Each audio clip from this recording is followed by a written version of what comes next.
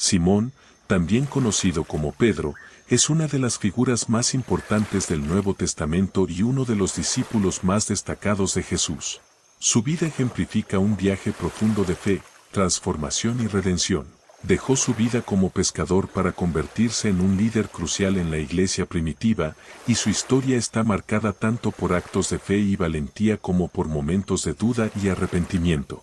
En esta exploración de la vida de Pedro, descubriremos cómo este hombre común fue moldeado hasta convertirse en una piedra angular de la fe Cris. Los primeros años de Pedro, un pescador de Pedro nació en Betsaida, una ciudad de la región de Galilea, junto al mar de Galilea. En su tiempo, Galilea estaba bajo la ocupación del Imperio Romano, lo que trajo conflictos y tensiones políticas.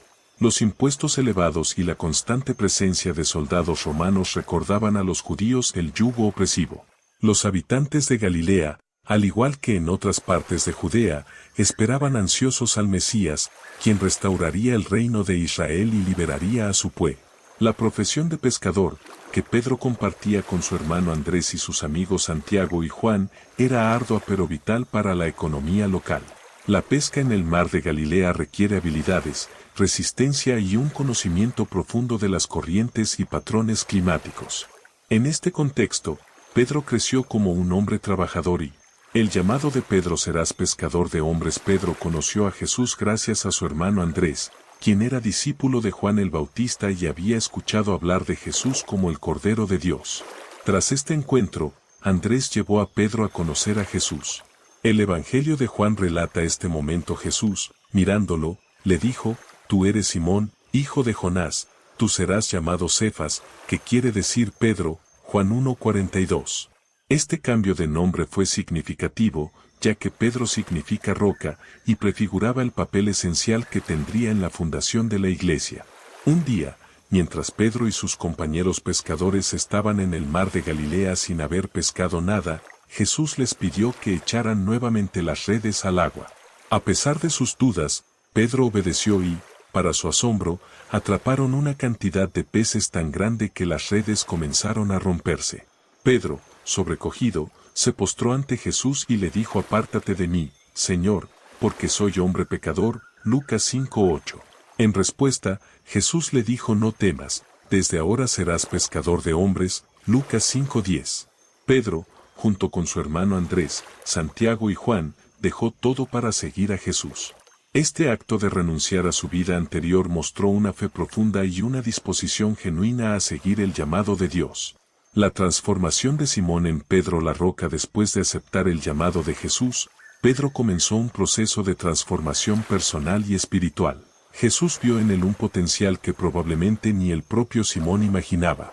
El nuevo nombre que Jesús le dio, Pedro o Cefas en arameo, simbolizaba la solidez y estabilidad que eventualmente representaría en la. Sin embargo, este cambio no fue inmediato ni libre de dificultades.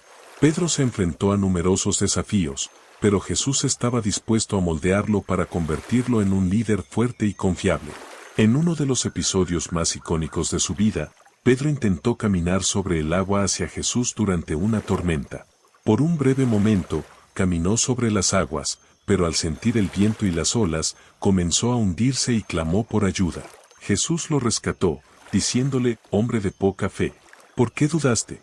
Mateo 14:30-31. Esta experiencia le enseñó a Pedro sobre la importancia de mantener la fe incluso en los momentos más turbulentos.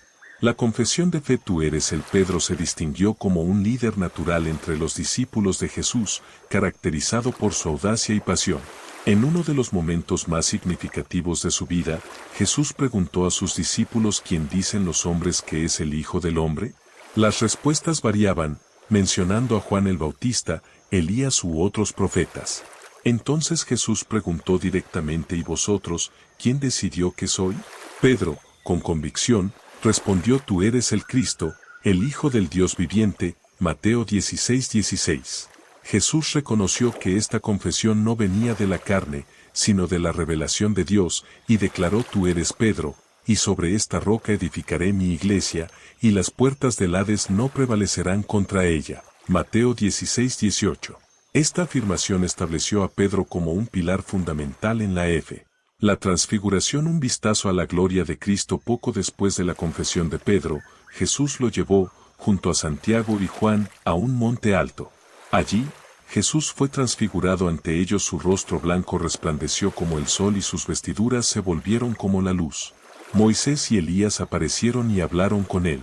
Pedro, asombrado, sugirió hacer 3 enramadas para Jesús, Moisés y Elías. Mientras hablaba, una nube luminosa los cubrió y una voz dijo: Este es mi Hijo amado, en quien tengo complacencia. A él oíd. Mateo 17:5. La transfiguración fue una confirmación visual y audible de la divinidad de Jesús y su misión, fortaleciendo la fe de Pedro y de los demás.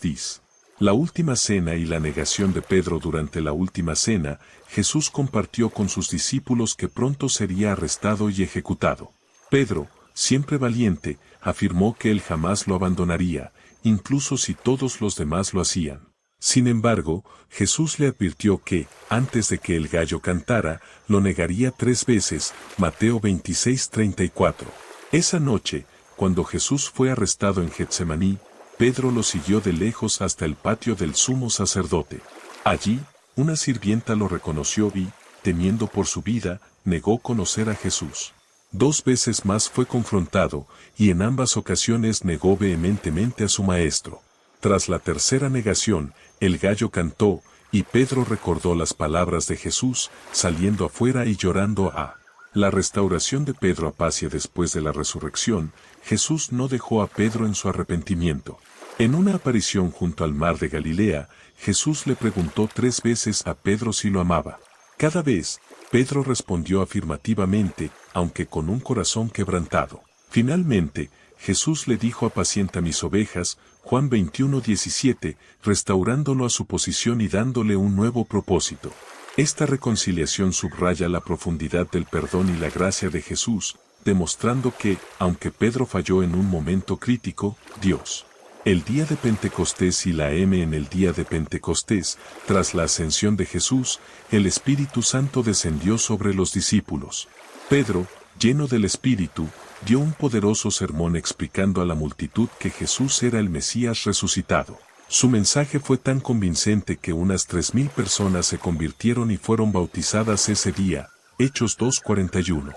Desde entonces, Pedro emergió como un líder prominente en la iglesia primitiva, guiando y fortaleciendo a los creyentes en un entorno a menudo hostil.